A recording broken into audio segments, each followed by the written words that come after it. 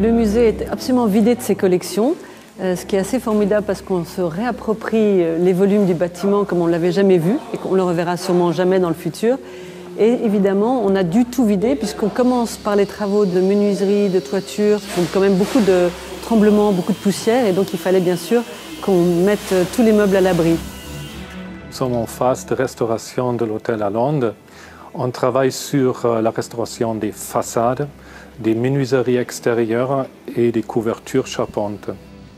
Sur ce projet, il y a deux agences, donc nos confrères parisiens Antoine Dufour, architecte, et donc nous, Mogendorf Mignot, pour définir les différentes méthodes de restauration, des matériaux, par exemple les joints, les mortiers des joints, des enduits, choisir les pierres qui seront cohérentes avec les pierres existantes.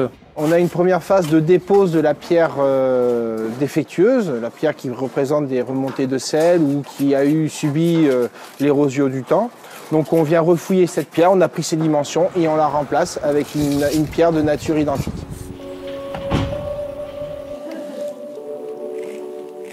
Je vais changer une pierre sur la cheminée et pour qu'elle passe, il faut que je la décaisse un petit peu pour qu'elle passe pile poil dans la maçonnerie. Alors là, j'ai fait mes premiers tracés que je vais relier. Et puis après, à la disqueuse, je vais recouper mes épaisseurs. On ne retrouvera jamais la pierre identique, puisqu'elles ne sont plus exploitées. Donc on va se rapprocher de nos pierres à caractéristiques similaires. Et après, nous avons un travail, par contre, nous, d'amélioration d'épiderme, puisqu'on reçoit des pierres brutes, ce qu'on appelle brutes de sillage. Et après, on a un travail de vieillissement et d'harmonisation qui vient se faire afin que les pierres qu'on aura changées ici, elles se fondent dans le décor et qu'on ne puisse pas se dire depuis le bas, ah ben ils ont fait ça, ils ont fait ça, ils ont fait ça. Donc, qu'on puisse rendre une harmonie à notre façade.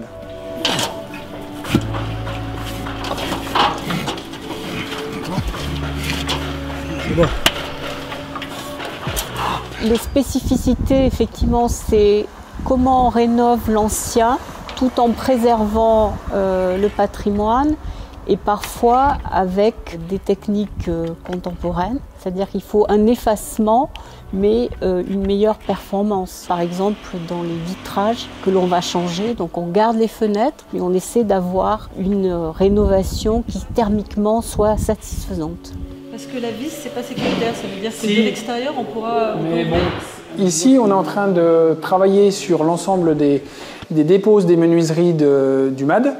L'objectif, c'est de les traiter en conservation et restauration. Elles ont été engravées derrière des boiseries ou des plâtres avec des moulures. Notre rôle est d'essayer de les retirer de leur emplacement pour pouvoir les ramener en atelier et les traiter. Étant donné que c'est des bâtiments qui sont anciens, la plus grosse difficulté, c'est la problématique plomb. Le plomb, en effet, est contenu dans toutes les peintures anciennes. Il a été utilisé jusque dans les années 50 et après, il a été interdit dans la composition de la fabrication de la peinture. Une fois qu'elles sont décapées, on est obligé de les moderniser tout en gardant l'esthétique de l'ancien, mais sont modernisées avec du matériel pour permettre de respecter les normes d'isolation phonique, thermique et d'étanchéité.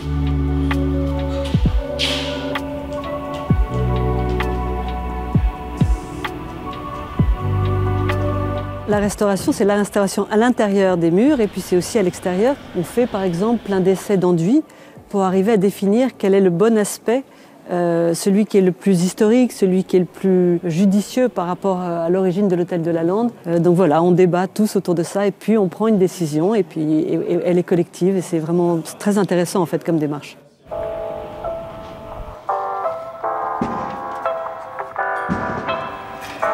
En ce moment, on est sur une rénovation de la couverture, donc une rénovation partielle. On laisse les ardoises dans la globalité, mais on refait, on touche un peu à tous les raccords techniques.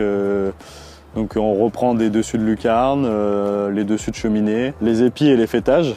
Ici, en plus, il y avait un très joli épi, un pot-à-feu, on appelle ça, comme un vase en plomb qui est en plusieurs parties. Et on est en train de le restaurer au dépôt en ce moment, et ils seront reposés juste après, voilà.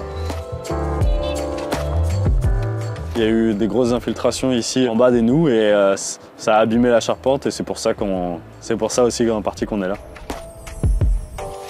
En restaurant les lucarnes sur les parties ardoises, en enlevant le dessus de la lucarne, on a retrouvé des vieux journaux qui avaient été posés ici par les anciens couvreurs. Les journaux, ils étaient là pour séparer entre le plomb et le plâtre, pour pas que les deux se touchent directement. Et c'était des journaux qui dataient de 1965, ceux-là. Et c'est assez rigolo de retrouver du coup les dates et les journaux de l'époque, quoi.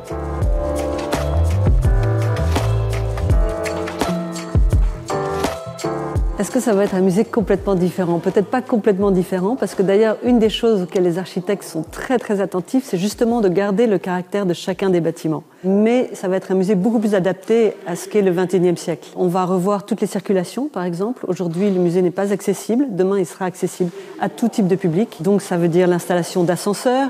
Il y aura une boutique de musée et puis des circulations fluides d'un bâtiment à l'autre. Au départ, la partie prison, dans laquelle aujourd'hui on fait des expositions autour du design, n'était pas accessible au public. Donc aujourd'hui, pour pouvoir accéder à la prison, c'est tout un parcours très compliqué. Demain, les architectes ont revu complètement la circulation entre la prison et l'hôtel particulier, de manière à faire de ces deux entités un seul musée. Et ça, c'est vraiment ce qui va changer.